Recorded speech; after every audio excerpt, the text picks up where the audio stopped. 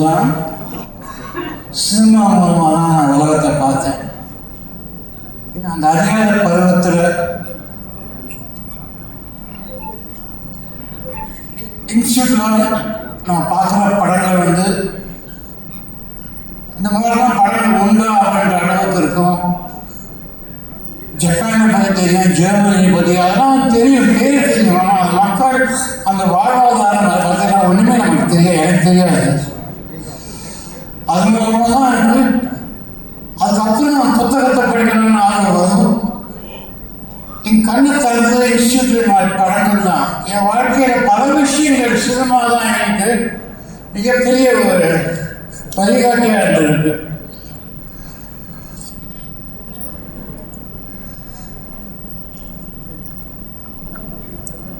இந்திய சினிமாவில் இந்த அளவுக்கு கடந்த காலங்களாக உண்மை தமிழ் சினிமாலாம் ஜாஸ்தி வந்திருக்கு. அதுக்கு பல காரணங்கள் இருக்கு.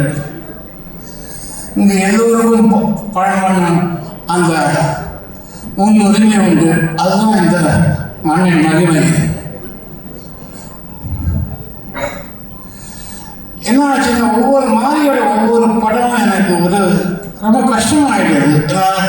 ப்ரொஜெக்ஷனுக்கு போடும்போது நான் தேட்டரில் பார்த்துக்கிறேன் அப்படின்னு ஏன்னா எப்பவுமே அந்த தேட்டரில் பார்த்து தான் அதை பற்றி பேசுவேன்.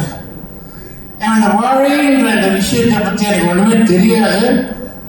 போக போக போக வாழை வாழை வாழை வாழை பற்றியெல்லாம் சொல்லுவாங்க. இதுக்கு பின்னாடி கொஞ்சம் கொஞ்சமாக கொண்டு போகும்பொழுது அது ஒரு பயோபிக்னு தெரியாது. எனக்கு கட்சி தான் எல்லாமே தெரியும். எனக்கு இது ரொம்ப ஒரு பாடமாக இருக்கு. ஏன்னா அவர்கிட்ட எப்பவுமே சொல்ல மாமன்னன் பார்த்தவன்னு சொன்னதெல்லாம் எனக்கு சிட்டியில் வளர்ந்துவாங்க. நான் அதை வந்து நிறைய பேருக்கு இதெல்லாம் வந்து ஒத்துக்குவேன். இது என்ன ஒத்துக்குவேன். நான் காரணம் வந்து சில உண்மைகளை ஒத்துக்கொண்டு தான் ஆக வேண்டும். சிட்டியில் இருக்கிறதுனால பல விஷயங்கள் எனக்கு தெரியாது. ஆனால் தெரிஞ்சுக்க ஆசைப்படுறேன் சினிமா மூலமாக. அதை செய்கிறவர் மாதிரி ரஞ்சித் போன்றவர்கள் தான். ஆனால் ரொம்ப கஷ்டமான ஒவ்வொரு படங்களும் வந்து கஷ்டமாக ஆரோக்கியமான கஷ்டம் சொல்கிறேன். இதெல்லாம் தாண்டி வந்து திருப்பி படமாக கொடுக்கும்போது தான் எனக்கு சினிமா மாதிரி நம்பிக்கை வருது.